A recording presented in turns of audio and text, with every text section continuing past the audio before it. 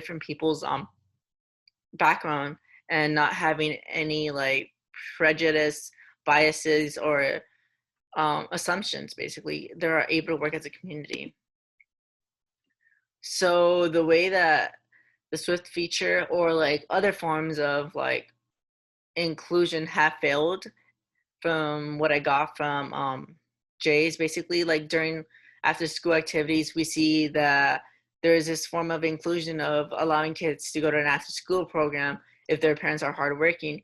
But the way that they failed and to represent this is for the kids with disabilities or extensive support needs is that they don't really make a program or have someone looking after kids with extensive support needs because they don't have the money funding or like actual program to help those with excessive support needs.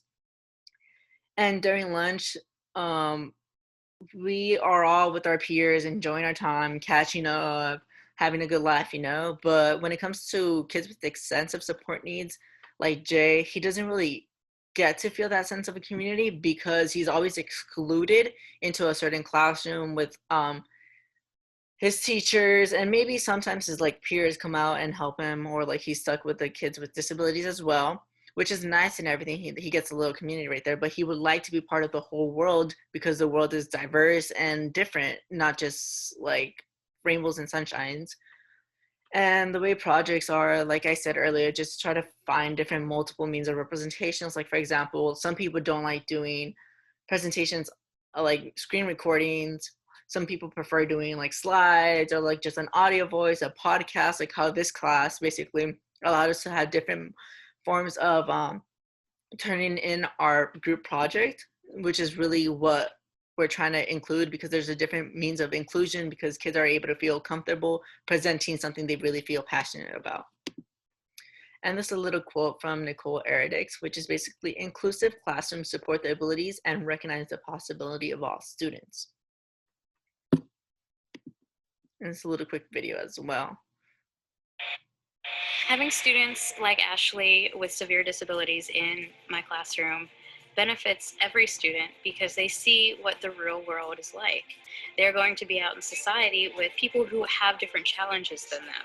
But the more that you are exposed to people with different challenges, different disabilities, the more you're able to show compassion and to help each other out. Yeah, just basically like what she said, like the world is very different. So the more we are exposed to it by inclusion and diversity, the more we kind of normalize these stigmas that there is about SPED or like kids with disabilities. Like this will really help. Inclusion is like the actual key.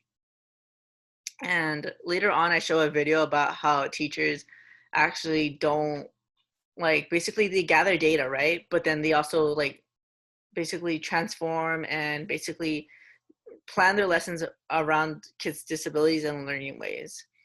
And for like talking about inclusion, I wanted to go over a certain different place of how inclusion is seen.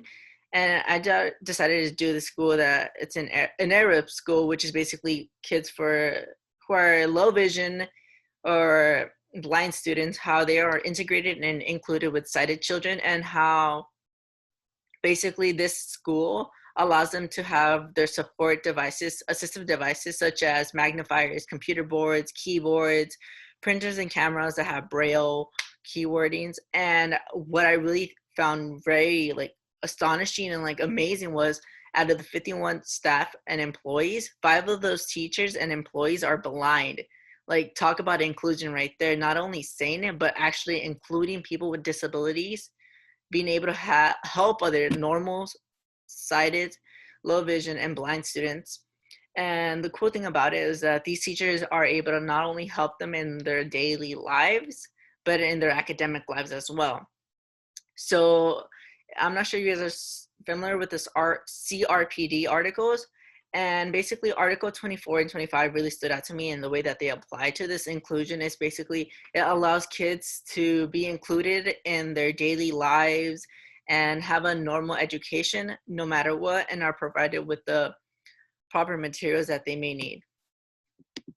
And this is a quick video, what I thought was really cool.